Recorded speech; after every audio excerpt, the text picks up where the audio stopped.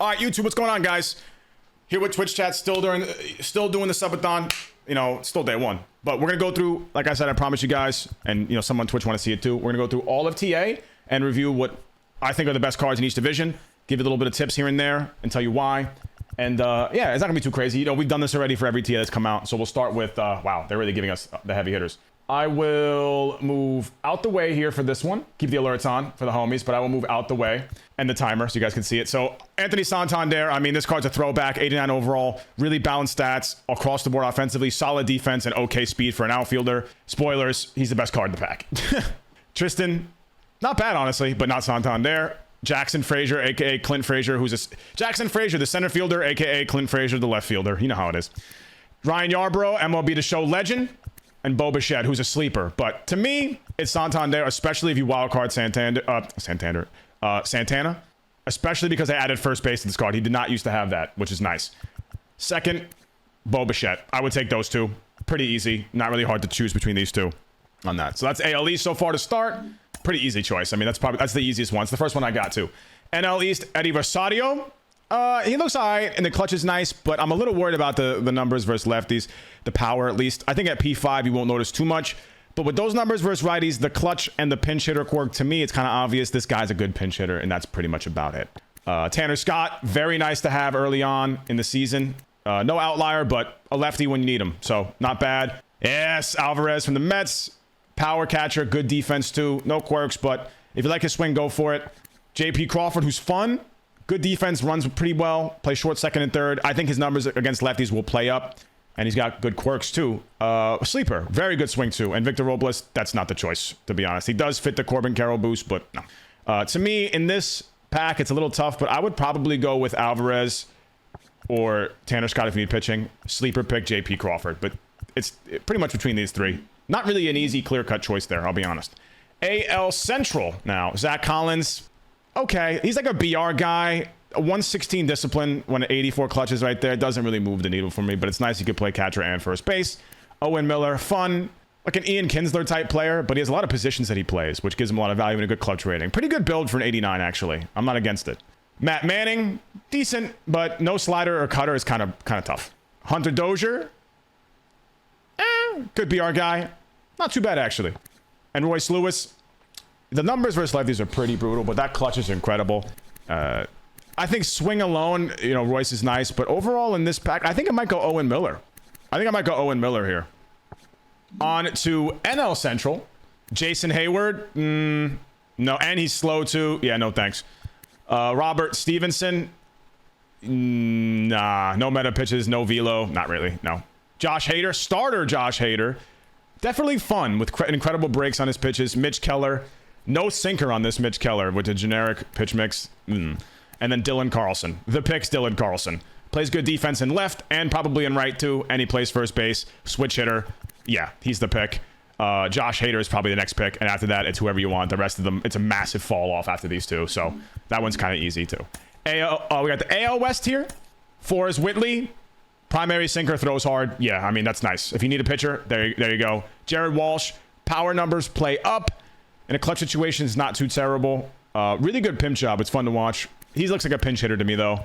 Mark Canha, really well balanced. Wish he was a little better versus lefties, but he plays a lot of positions. That's fun.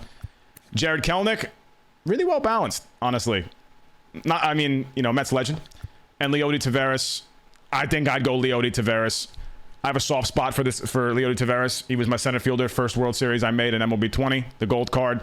On the Santana team, if you use that team, he becomes a lot better. So to me, it's Leody, but you're not going to go wrong with Forrest or even Kelenic. But, you know, if you need a bat, I'd go Leody. If you need a pitcher, go Forrest. That's pretty much it. Nothing too crazy for that one either. And now NL West, Merrill Kelly, 5-pitch mix and decent velo. Maybe a sleeper here. Maybe. Garrett Hampson, fun, but the bunts the high speed and bunting and the clutch kind of screwed him on the power. But with the Corbin Carroll boost, you can kind of turn this guy into like a really insane leadoff hitter if you play like that kind of play style. And if you're a bunt cheeser, you know, you're licking your lips and looking at this guy. No diddy. Gavin Lux, well-balanced card. Plays second and short too. Interesting. Adrian Morjon.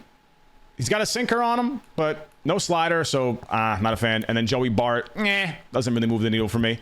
I would say with this, I'd go Gavin. or Merrill, probably Gavin. And if you want a fun pick, go Garrett Hampson. Depends on what kind of team build you're running, really. And that's pretty much it for TA. There's not much to really review about that. And as far as the progress goes, I haven't really taken it too deep of a dive into how to efficiently get this done. But to me, what I'm going to do is go for the exchanges if you have enough. Going to do the showdown. You could do, obviously, always the way to do this is after moments, go in there and do conquest for the divisions while doing missions at the same time. Because you get a lot of things done that way with team builds. Like do a whole team full of players that get the, you know, whatever. Just do a whole team of AL East guys if you can. Get missions done. And do the conquest. It's a nice way to get it done as well. So, or you can play online if you want, which is what I'm going to be doing primarily. I will go over the collections as well for this season collection. Season 2 kind of plays into there. Headliners is cool. Chapman, we already went over this. He's a little disappointing. The pitch mix is kind of whack, but it is what it is. 10 packs, cool. Joe Morgan, I'm a little bit higher on this card than some people might be, but especially if you run Corbin. And for the choice pack, who to take first here? My advice: take who you want. But ultimately, the strategy behind it is I would never take a starter first because you only get to use them 1 out of every 5 games. And at that, if someone quits on you, their value is right out the window. I would take the 2 position players first. They're in your lineup every game. Jeter with 99. I didn't even notice the bunt ratings on Jeter. That's hilarious. If you want a power bat, Frank Thomas. If you want an all-around player, go Jeter. I think I'm going to take Jeter first, then Frank Thomas, and then Bob Gibson. But maybe not even. Maybe I'll go Bob Gibson first because I got Babe. I don't know. We'll see. At this point, but to me, that's kind of the approach for TA this season. I don't really have much, you know, there's no like tips like there was with the Wagner thing where you pitch Wagner and you can kind of like farm the NL East that way. Same with any of the relievers, the like Iglesias. I remember that. It's kind of just play the game, which I like, especially from an online perspective. It seems to be slower this time around for TA intentionally. They talk about having this last us a while, which I get. Double-edged sword. If it's too short, if they try and optimize it, make it quicker to get so people can get the cards faster, people are bored. If they lengthen it out, everyone says it's like a long grind. So I'm not really too big of a fan of TA. I like inning programs better, but that's kind of what XP reward path looks like to me. Let me know what you guys think in the comment section below, and if you're excited for season 2 and for the TA grind. Catch you guys next time. Peace. Guys, if you can't use, man, this is I wish they would fix this bug. I need to clip it. Go to your lineup screen. Click on the right cog all the way on top where you can name your lineups and shit and hit generate best season 2 lineup. You have to do that every single new season. Otherwise it tells you your team's ineligible. Because I think something that people really might not realize is that if there are a bunch of supercharges that are like, say like there's 3 supercharges in a week that all have low fielding, sub 75, and you have the Trey Turner Chase Pack card who's 74 fielding, all of a sudden Rafi Devers boost looks good for you. I think one thing that might be good about the new Cornerstone captains is that with the ebb and flow of supercharges and overalls between like roster updates going up and down, you'll find yourself switching back and forth.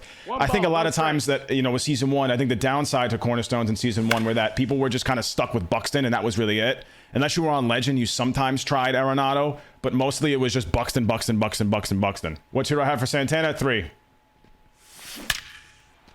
Tristan has a good swing, not for nothing. Oh, got smoked.